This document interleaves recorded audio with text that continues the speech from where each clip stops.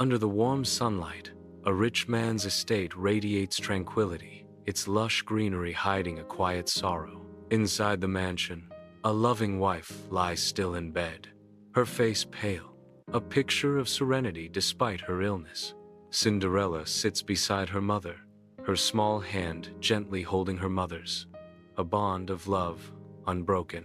The mother whispers, "My sweet child, stay kind and good, and I will always be close to you in your heart." Cinderella's eyes glisten with unshed tears as she listens to her mother's loving words. In the quiet stillness, she passes away peacefully. Cinderella arrives at her mother's grave, a sanctuary of remembrance. Each day, she honors her promise, tending to the grave with gentle hands and a loving heart. She gently waters the flowers, a silent promise of kindness and goodness. The flowers bloom, a vibrant testament to her enduring love and devotion. In this solemn place, her mother's spirit watches over her, a beacon of light and hope. Cinderella maintains her vow, embodying kindness and goodness in every action. A year later, Cinderella's father stands at the doorway, a nervous smile playing on his lips as anticipation fills the air. The arrival of a carriage heralds a significant moment, promising either joy or heartbreak. The stepmother emerges from the carriage, her entrance a picture of grace and calculated charm. Following closely, the eldest sister and the younger sister present an image of loveliness. Beneath the surface of their seemingly genuine smiles, a subtle glint in their eyes hints at the unkindness hidden within. The family gathers, their smiles masking the complex emotions and hidden intentions that simmer beneath the surface. Amidst the kitchen's lively chaos, Cinderella's worn gray smock and wooden shoes mark her starkly against her stepsister's relative elegance. Her stepsisters, adorned in finery, cast disdainful glances toward Cinderella, their expressions a mix of superiority and resentment. "She doesn't belong in the parlor with us," the stepsisters declare, their voices laced with scorn and entitlement. The other stepsister echoes the sentiment, her face contorted with a mask of bitterness and jealousy. Cinderella remains silent, her eyes downcast, absorbing the harsh words with a palpable sense of resignation.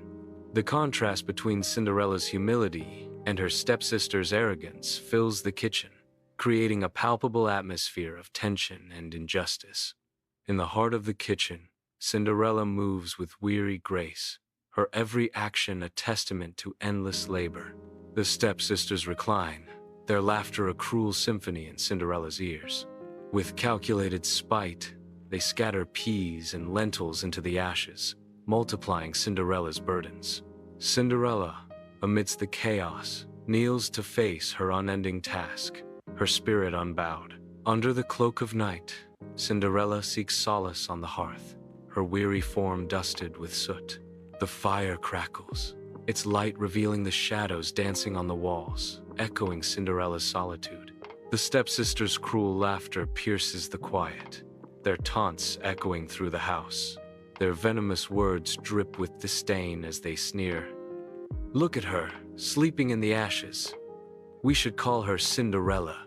Unaware of their malice, Cinderella slumbers on, her dreams a refuge from her harsh reality. Amidst the lively chaos of the market fair, a weathered father stands before his stepdaughters, his eyes reflecting a blend of affection and impending departure. With a tender gaze, the father inquires, "I'm off to the market fair. Tell me, what gifts do your hearts desire?"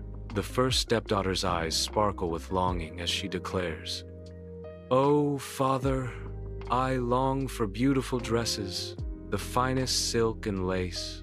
The second stepdaughter, not to be outdone, voices her desire.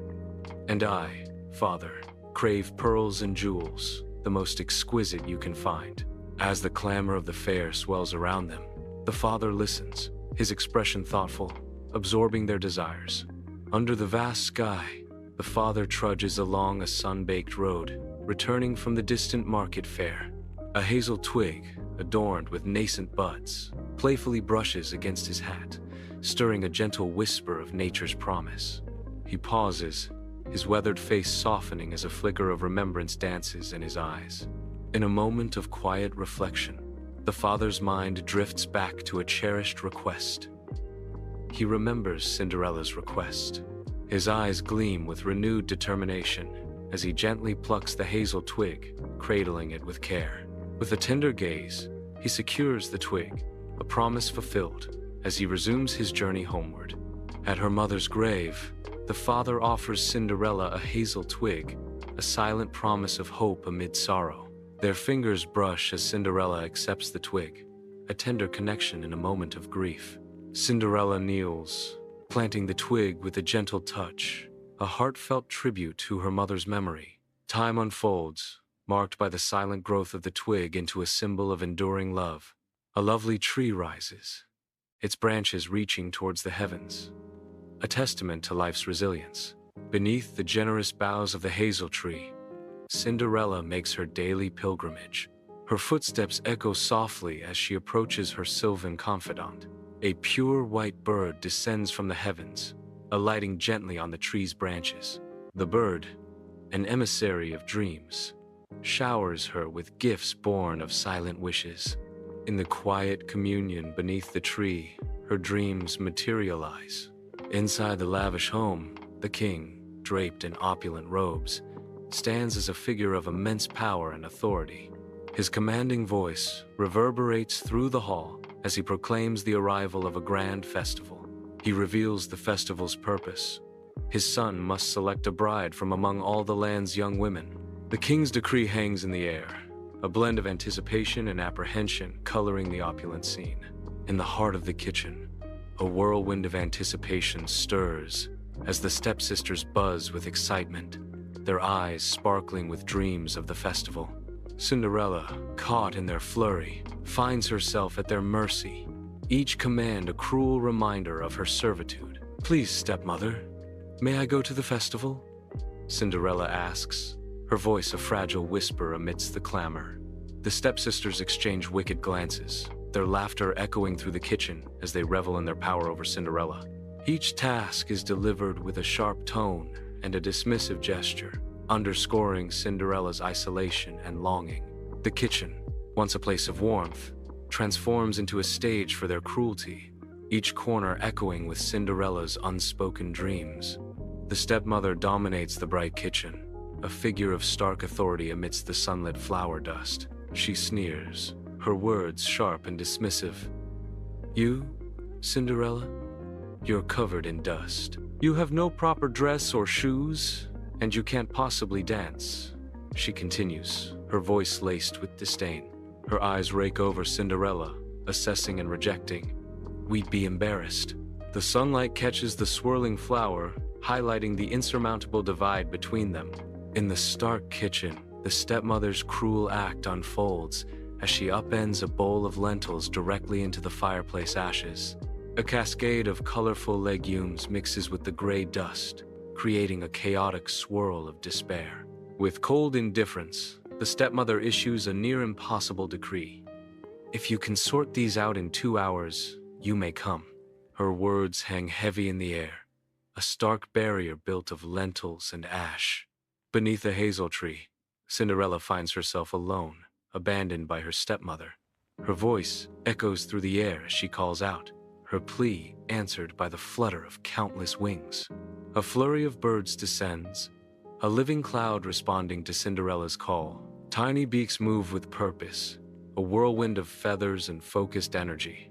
In under an hour, the impossible task is complete, a testament to the magic that surrounds Cinderella. Cinderella's fragile hope shines in her eyes as she presents a bowl to her stepmother. The morning light reveals the tender expectation in Cinderella's expression. Stepmother's cold words shatter the hopeful atmosphere. "No, Cinderella, you have no proper dress and wouldn't fit in." Cinderella stands frozen, the bowl heavy in her hands, her dreams momentarily crushed. Under the silvery gaze of the moon, the yard is cloaked in stillness. Long shadows stretch from the ancient hazel tree. Cinderella seeks solace beneath the hazel tree, her voice a hushed plea carried on the night air. A flutter of wings announces the arrival of a little white bird, a messenger of magic in the tranquil night. At Cinderella's feet, a shimmering gown of gold and silver materializes, along with slippers of delicate silk. Cinderella appears in the grand ballroom, her radiance momentarily freezing all in place. Her step-family, lost in the ballroom's spectacle, fails to see the transformation before them. Amidst the sea of courtiers, the prince's gaze is ensnared, his eyes locking onto Cinderella. A captivated smile graces his lips as he begins his approach, drawn by an invisible force. Throughout the magical evening, the prince dances with no one but Cinderella, their connection deepening with each step. As dusk settles, Cinderella quietly disappears, her silhouette fading into the dimming light. The prince, captivated, stealthily trails her, his curiosity piqued by her mysterious departure. Cinderella swiftly ducks behind the garden shed, melting into the darkness, evading the prince's watchful gaze. He pauses, momentarily confused, the shed looming silently before him, guarding Cinderella's secret. He approaches cautiously, peering around the corner, hoping to catch a glimpse of her within the shed's shadows. The shed remains still and silent, concealing Cinderella's presence, leaving the prince in suspense. The royal ballroom dazzles under a canopy of 1,000 lights, anticipation hanging thick in the air. Cinderella appears, her rainbow gown radiating an otherworldly glow, captivating every eye. The prince, his face lighting up with pure joy, catches sight of Cinderella and moves toward her. He approaches, his gaze locked on Cinderella, their eyes meeting across the crowded room. Their hands meet, and the music swells as they begin to dance, oblivious to the world around them. Lost in each other's embrace, the entire evening unfolds as a dream, exclusively theirs. Under the cloak of night, she ascends the towering pear tree, seeking refuge from the prince's gaze. Agile as a shadow, she climbs higher into the pear tree, disappearing among the leaves. Hidden amidst the dark foliage, she blends seamlessly with the pear tree, a silent guardian of her own destiny. High above, the pear tree cradles her secret. As she remains still, evading the prince, the royal ballroom bursts with life, gowns swirling to the rhythm of the festival's third night. A bird presents her with a gown spun from pure sunlight, each thread catching the light. The gown shimmers, a dazzling display of reflected light.